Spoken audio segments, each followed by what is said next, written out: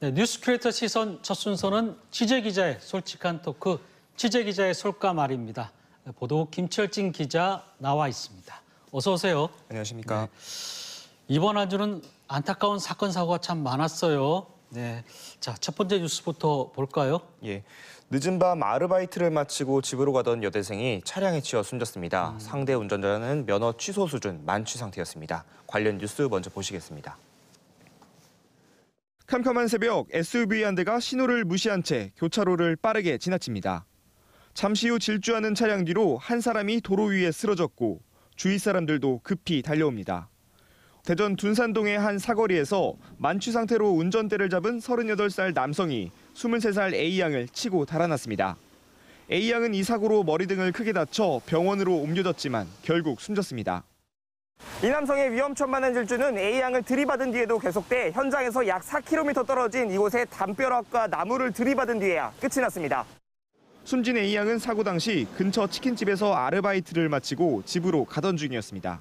유가족은 졸업을 앞두고 취업을 준비하며 아르바이트로 생활비를 벌어온 성실한 딸의 죽음을 믿지 못했습니다. 택시비를 아끼기 위해 걸어나가던 중 사고를 당한 딸의 소식에 어머니는 오열했습니다. 경찰 조사 결과 이 남성은 충남 아산에서 택시 운전기사로 일하고 있었으며 사고 당시 혈중 알코올 농도는 0.203%로 면허 취소 기준을 훌쩍 뛰어넘는 만취 상태였습니다.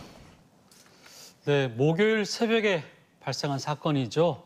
너무 안타까운 소식인데 다 키운 딸을 이렇게 허망하게 잃었을 때 그 부모님 마음이 어떨까 참 답답한 생각이 드는데 이 친구가 보니까 대전의 한 대학에 재학하는 걸로 알고 있는데 대전에 그럼 부모님들이 계시는 건가요?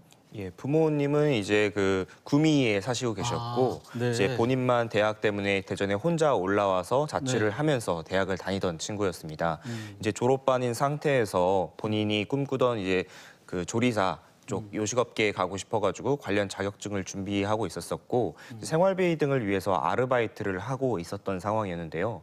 이제 부모님들도 이제 평소에 이 아르바이트를 하고 있다는 걸 알고 있었었고 워낙 성실하게 했었기 때문에 사장님들도 굉장히 좋아했었다고 하더라고요. 네. 그런데 이제 갑작스럽게 이런 사고 소식을 듣게 돼서 부모님께서는 부랴부랴 이렇게 올라오시게 되는데 이제 부모님께서 한 대구 정도 올라오셨을 때 병원에서 이제 결국 숨졌다라는 이야기를 듣고 이제 어머니께서는 거의 혼절하셨다고 하더라고요.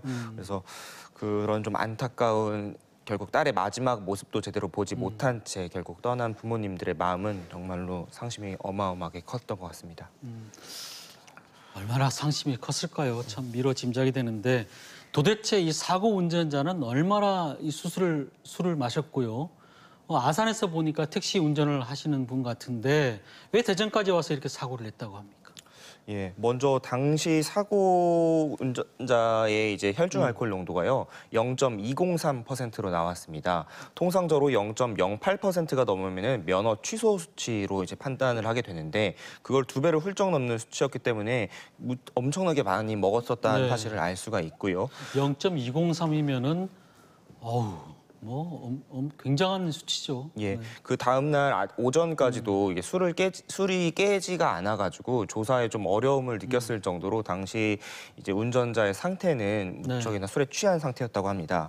그리고 또 조사 결과에서 지금 나온 게 이분이 사시는 곳이 대전이 아니라 아산이었습니다. 또 아산에서 택시 운전을 이제 일하시던 그런 분이셨는데 일단은 대전에서 친구들과 모임이 있어서 내려왔고 그쪽에서 술을 마신 뒤 일단 사고를 낸 것으로 알려졌는데 또 유족 측에서는 지금 이 사람이 아산에서 술을 마시고 내려왔다 뭐 이런 이야기를 들었다라고 저희에게 말해줬었거든요. 네. 경찰도 지금 이 부분에 대해서도 지금 조사를 지금 이어나가고 있습니다. 그 부분도 좀 조사를 할 필요가 있다. 예.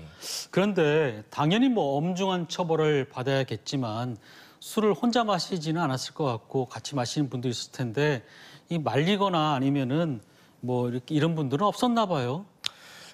뭐 당시 상황이 어땠는지는 아직 정확하게 나오지는 않았습니다만 그분이 참 안타까운 것 같은데요. 사실 0.203%면 뭐 한두 잔도 아니고 굉장히 많은 술을 마신 상태였는데 그 상태에서 누군가가 옆에서 반드시 제지를 해야 되는 상황이었어요. 그러니까 음주운전을 못하도록 그죠?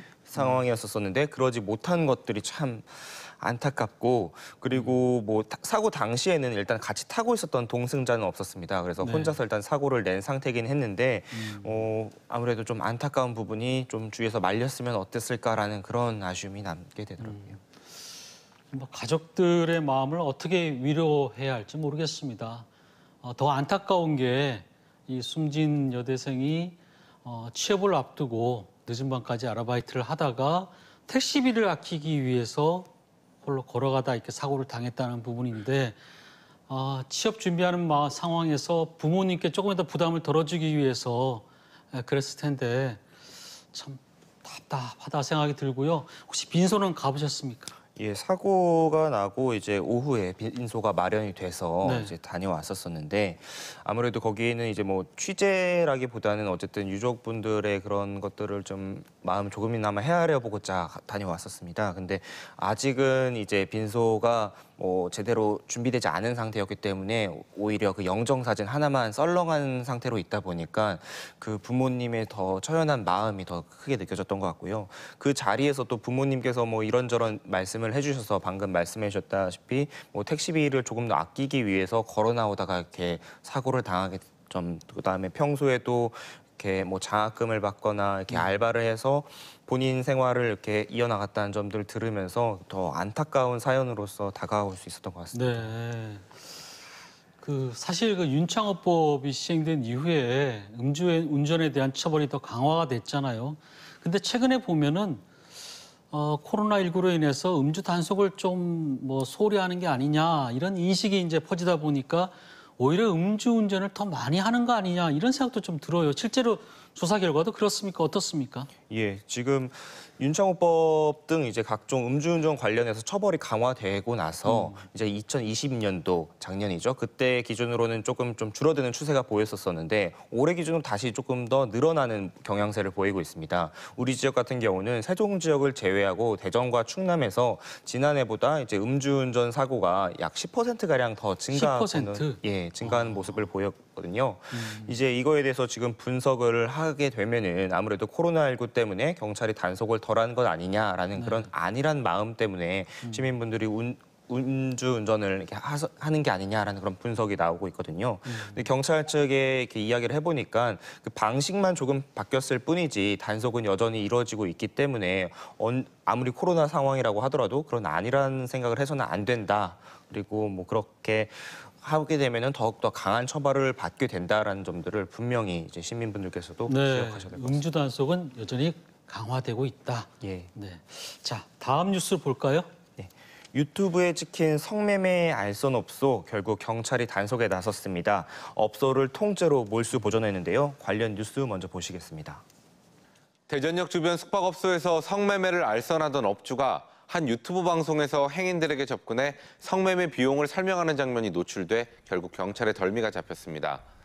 대전경찰청 광역풍속수사팀은 업주 A씨와 업소 종사자 20명을 성매매 처벌법 위반 혐의로 불구속 입건했으며 A씨는 가족과 함께 대전역 주변 여인숙에서 여성들을 고용해 성매매를 알선하며 10여 년간 최소 10억 5천여만 원을 벌었습니다. 경찰은 A씨 가족이 범죄 수익금으로 숙박업소를 사들인 것으로 판단해 건물을 이미 처분하지 못하도록 기소 전 몰수 보전을 신청해 인용 결정도 받아냈습니다. 업주가 성매매를 하지 않겠냐고 일부러 접근을 해서 이렇게 얘기하는 거를 유튜브에서 촬영을 해서 그게 이제 추적 끝에 이제 붙잡혔다는 것 같은데 예. 그렇다면 이 유튜버가 일부러 이렇게 접근을 한 건가요? 카메라를 들고 그리고 또 몰래 인터뷰를 해가지고 자기 인터넷 방송에 틀었다는 거잖아요. 예, 그렇습니다. 이른바 몰카 형식의 인터뷰 양식이었습니다. 그러니까 뭐 직접 이렇게 사전에 허락을 구해가지고 뭐 그 사람을 이렇게 인터뷰했었던 건 아니었고 이제 허리춤 정도의 이제 카메라를 설치해가지고 이제 상대방의 이렇게 뭐 하반신 정도 나오게 네. 이렇게 해서 대화를 주고받는 것들이 찍혀 있었던 영상이었는데요. 그래서 실제로 이쪽에서 성매매가 이루어지는지 이런 것들을 이제 보여주는 거였었는데 그 사람의 의도가 어쨌든 이 방송을 통해서 여기서 성매매가 이루어지고 있다라는 것들이 드러나고 있다 보니까 댓글에는 아 나도 여기 안다 뭐 이런 식으로 조금 잘못된 정보들이 이렇게 오가고 있어가지고 이제 그거에 대해서 여성 단체들이 좀 항의에 나섰고 경찰이 이에 대해서 수사를 나서게 됐습니다. 그런데 이 성매매를 뭐 알선하는 것도 나쁘지만은 이 구독수를 늘리기 위해서 이렇게 좀 자극적인 내용을 만들어서 자기 채널에 방송하는 것 이게 좀 문제가 아닌가 생각드는데 어떻습니까? 예, 맞습니다. 여성 단체가 항의를 했었던 지점도 결국 그 부분인데요. 이제 이게 결국에 유튜브라는 어떤 플랫폼 위에서 이렇게 이런 잘못된 정보들이 오가게 되면은 댓글을 통해서 또 다른 이게 좀 음성적인 정보들이 오갈 수 있지 않습니까? 이 부분에 있어서 문제가 있었었고 경찰도 이것 때문에 문제를 삼아서 결국 영상을 내리라고 이렇게 해서 현재는 그 영상과 그 채널들이 지금 폐쇄된 상태라고 합니다. 폐쇄된 상태군요. 예. 네. 근데 대전역 앞 같은 경우에 저희가 뭐 연초에도 대전역 앞에 성매매 실태에 대해서 집중 보도한 바도 있는데 저희가 뭐 대대적인 단속을 해도 아직까지 이렇게 영업을 하는가 봐요.